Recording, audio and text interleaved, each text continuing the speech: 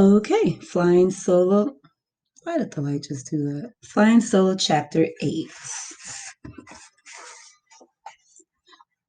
This is a short one, so 8:45 a.m. main office. Helen Pierce had been the school secretary for nearly 30 years, but had never gotten used to the frantic pace of the mornings.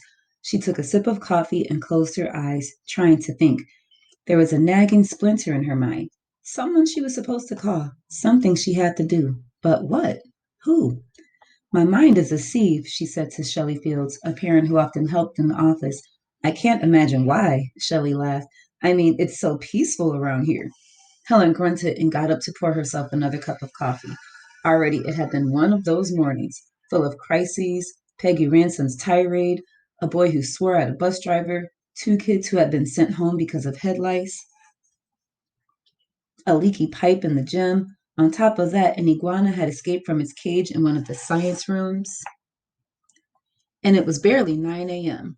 On mornings like this, she pictured herself she pictured her mind as a glass that has broken and shattered into countless tiny transparent pieces, so small you can't find them until you step on one and get cut. Back at her desk, she went over to the phone messages one by one. There were 6 messages, and she'd taken care of all of them.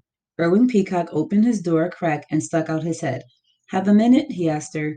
We need to plan for the assembly this afternoon. The storyteller. There's going to be local press. All right, Helen said. She turned to Shelley. Can you cover the phones for 10 minutes? Sure thing, Shelley replied. Helen disappeared inside Mr. Peacock's office.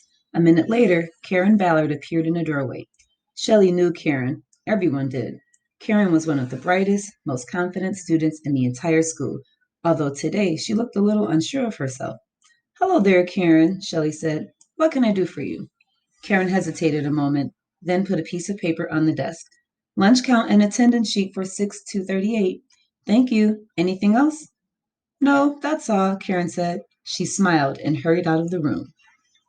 And that's the end of chapter 8.